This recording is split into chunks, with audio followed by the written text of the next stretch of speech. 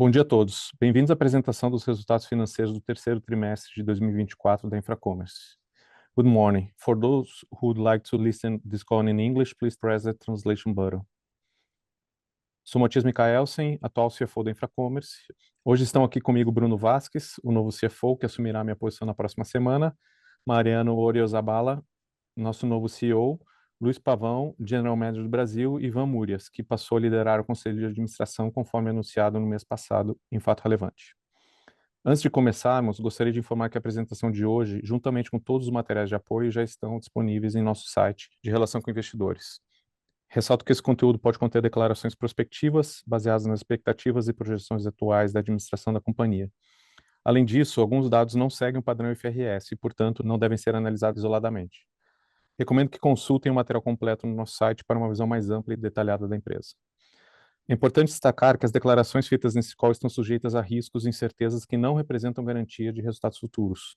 Pedimos que levem isso em consideração, assim como outras informações disponíveis ao avaliar o desempenho financeiro da empresa. Por favor, envie suas perguntas pelo chat. No final do call, teremos um momento dedicado a responder a elas, em ordens de recebimento. Agradecemos pela atenção e colaboração de todos. Agora, vamos dar início à análise de nossos resultados. Com a palavra, Mariano. Bom dia a todos y obrigado por participar de nuestro call de resultados.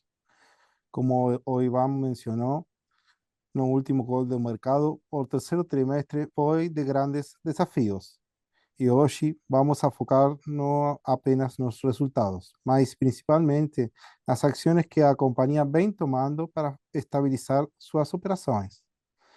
Nos últimos meses, hicimos algunos anuncios importantes. Eu gostaria de autorizar nossos investidores sobre o status dessas iniciativas. Primeiro, vamos a falar sobre a reestruturação de nossas dívidas.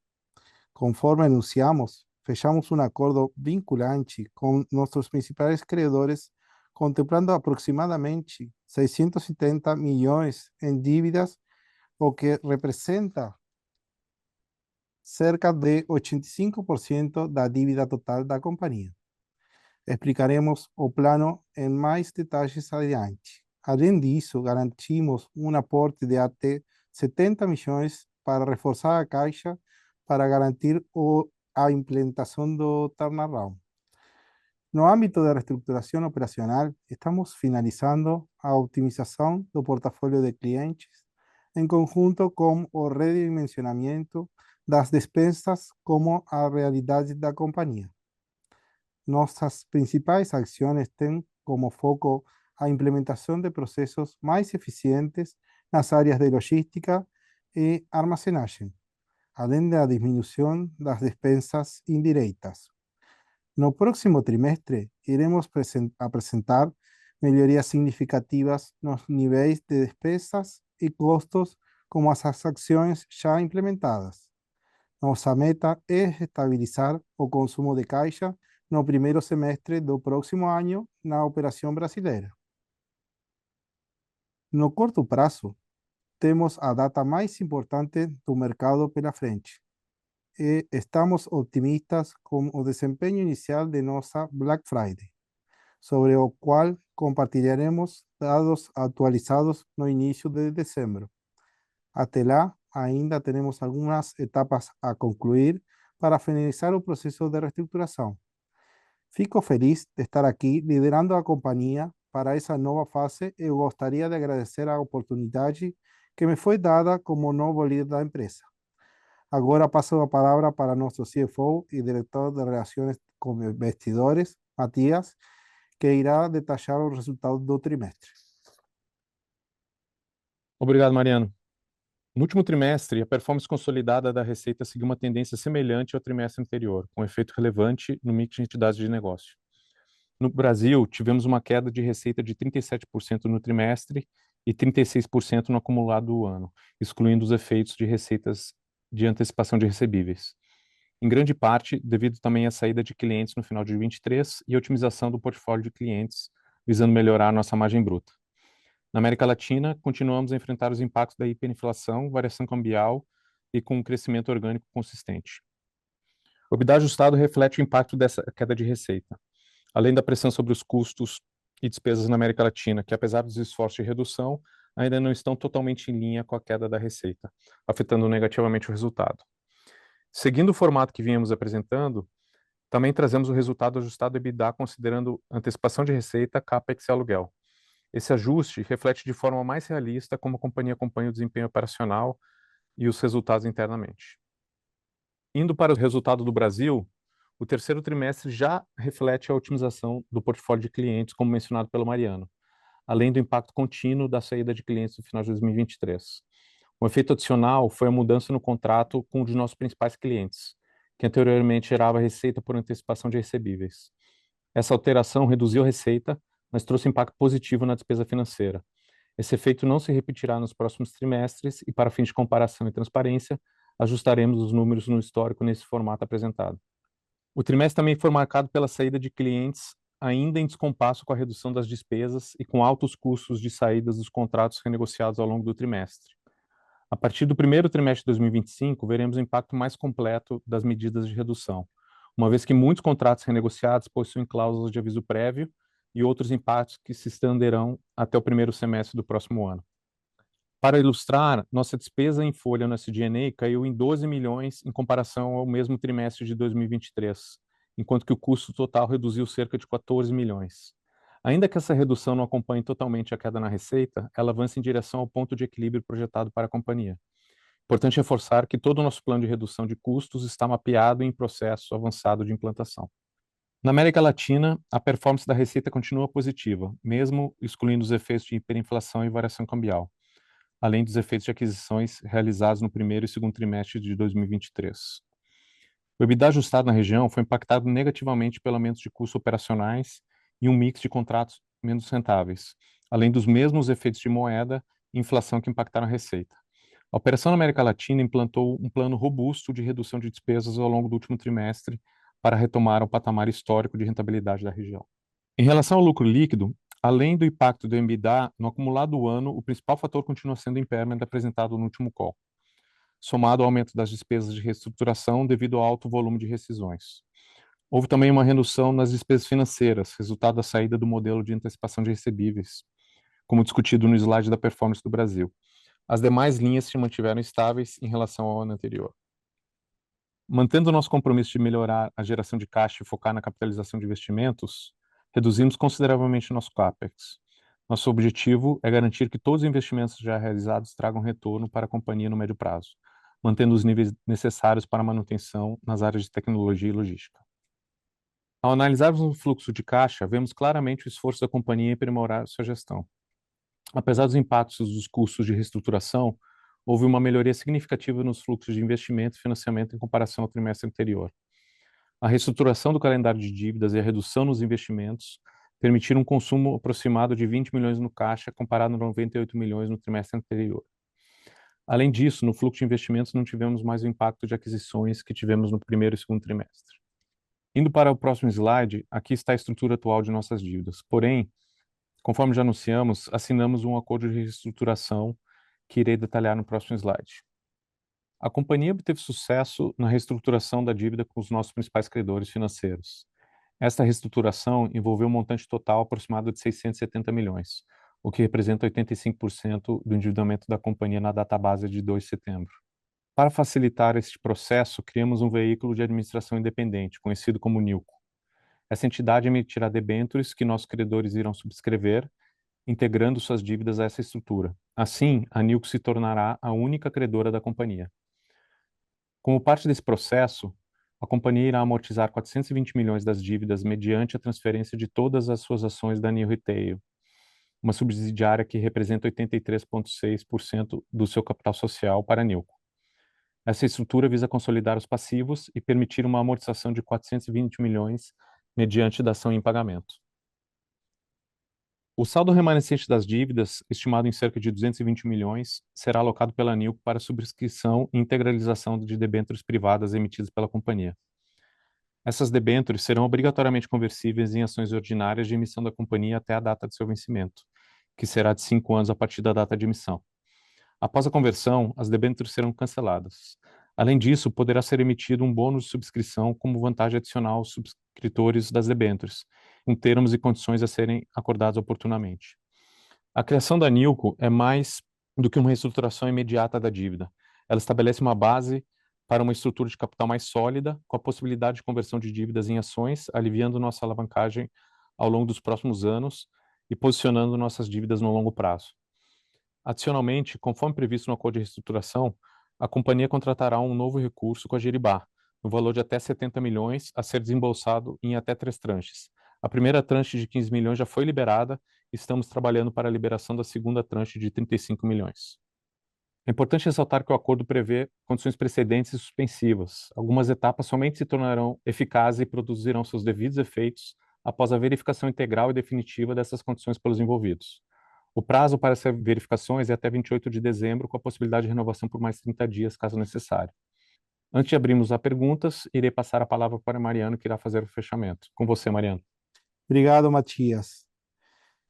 Durante o terceiro trimestre, avançamos de forma significativa na execução de nossa estratégia que foi apresentada no último call. Estamos na etapa final de reestruturação do capital, com foco em manter o caixa sob controle e simplificar a operação, reduzindo despesas e optimizando processos internos para ganhar eficiência. Esse esforço visa alinhar nossos custos e despesas ao novo porte da companhia, criando uma estrutura mais leve e competitiva. Estamos confiantes de que já ultrapassamos o ponto crítico no processo de turnaround, garantindo a continuidade operacional da empresa e os ajustes realizados direcionarão a companhia para um caminho mais sólido e sustentável no curto prazo.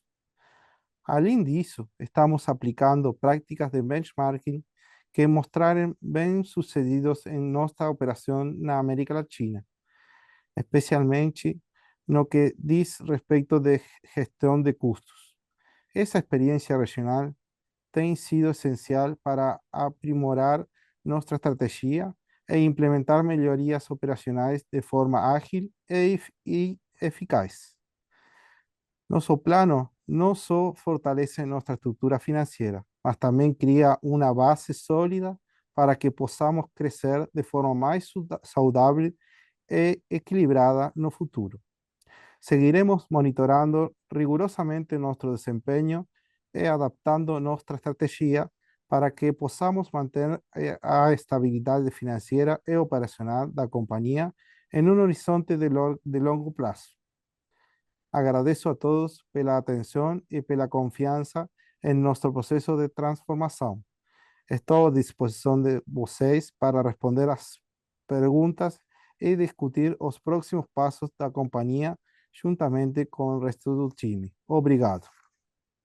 Temos 3 perguntas vindas da MSX, nas pessoas de Alex André e Marco Saravalli, e que também endereçam outras questões aqui trazidas parecidas. Primeira pergunta: como fica a estrutura Brasil e Latam após a dação de pagamento que foi comentada? Matias, atual CFO, falando. Conforme a gente divulgou em fato relevante,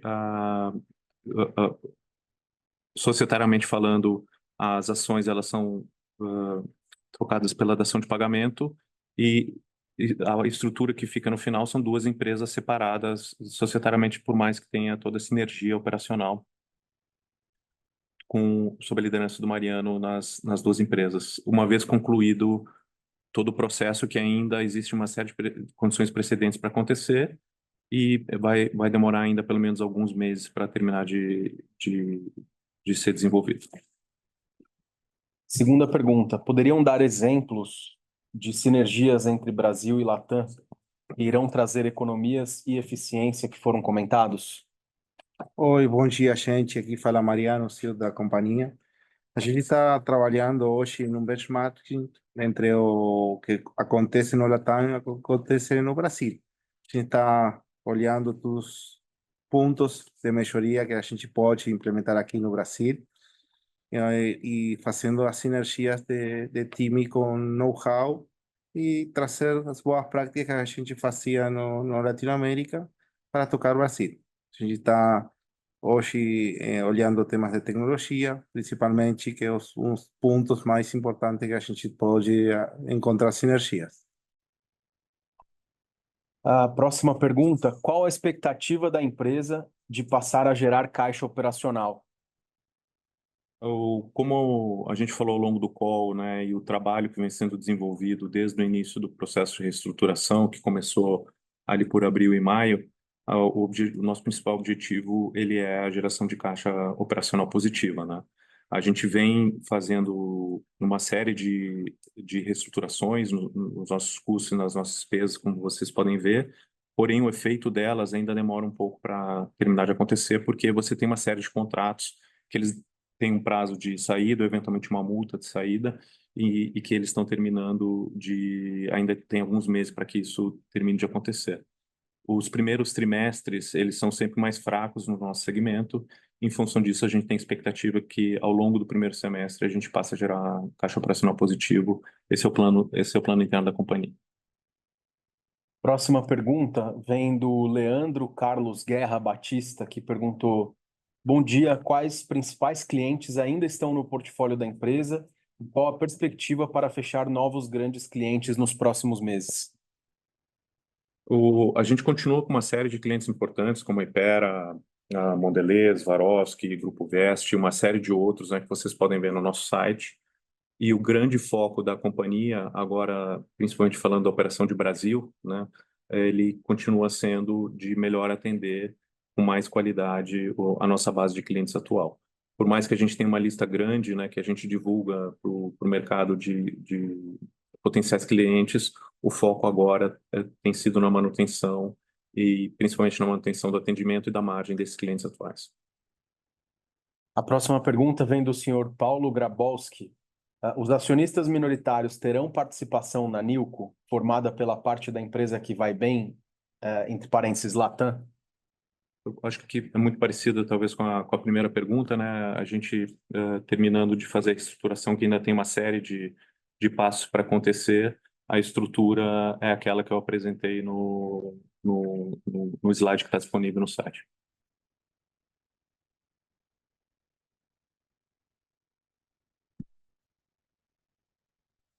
Temos mais uma pergunta que vem de participante anônimo. Como está o contrato com o Banco do Brasil? O contrato do Banco do Brasil, operacionalmente, ele já passou de todas as fases de testes, né, que a gente vinha fazendo com o cliente. Ele está ainda em fase de maturação, mas é um contrato muito importante para a gente e que tem uma expectativa de performar muito bem. Próxima pergunta vem do senhor José Henrique Miranda. Bom dia, quantos colaboradores e clientes temos na operação do Brasil e qual receita esperada em 2025 para a mesma? Em relação a número de colaboradores, total da companhia hoje são aproximadamente 2.400. Lembrando que a gente está na Black Friday, né? Então é o nosso pico, né, de estrutura. Falando de Brasil, a gente está falando de uma estrutura próxima de 1.000 colaboradores. Em relação à receita do ano que vem, a gente não dá guidance, mas a expectativa é um crescimento, principalmente dos contratos novos que a gente fechou e da consolidação dos contratos atuais de um crescimento robusto para a companhia, dentro da base atual, claro. A próxima pergunta vem de Carlos Ferrão. Bom dia, alguma ação será tomada em relação ao preço das ações atualmente em 14 centavos? Como é público, né, a gente foi notificado pela CVM pela regra de penny stock e a companhia solicitou um prazo adicional, dado todo esse processo de reestruturação, para fazer qualquer tipo de consolidação. Esse prazo se estende até fevereiro do ano que vem.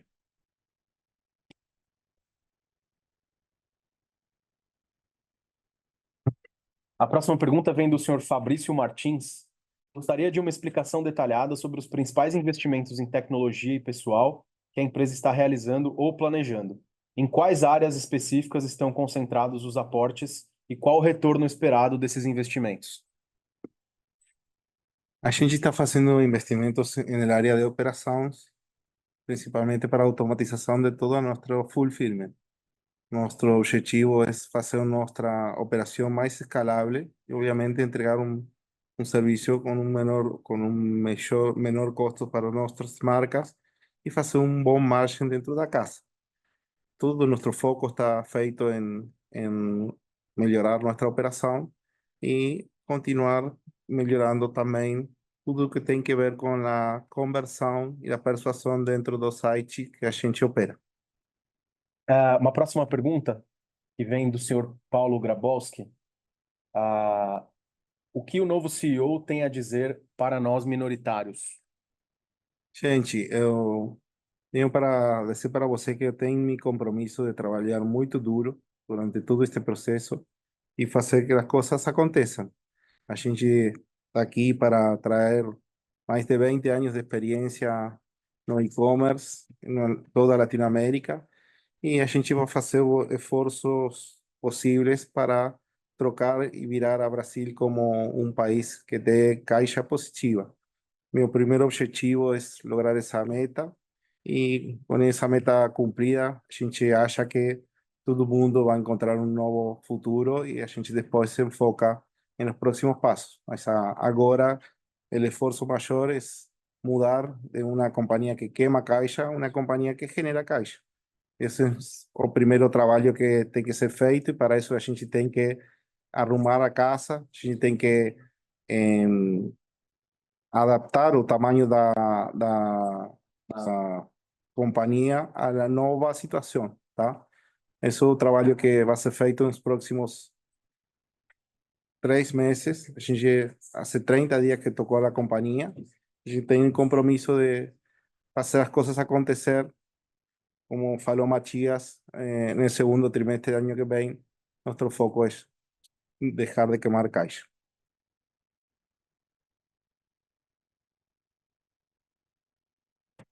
A próxima pergunta vem do senhor Anderson Vilela. A empresa tem intenção na recompra de ações? Não. Nem no curto prazo e até o processo de reestruturação acontecer, é uma probabilidade muito baixa disso passar a acontecer.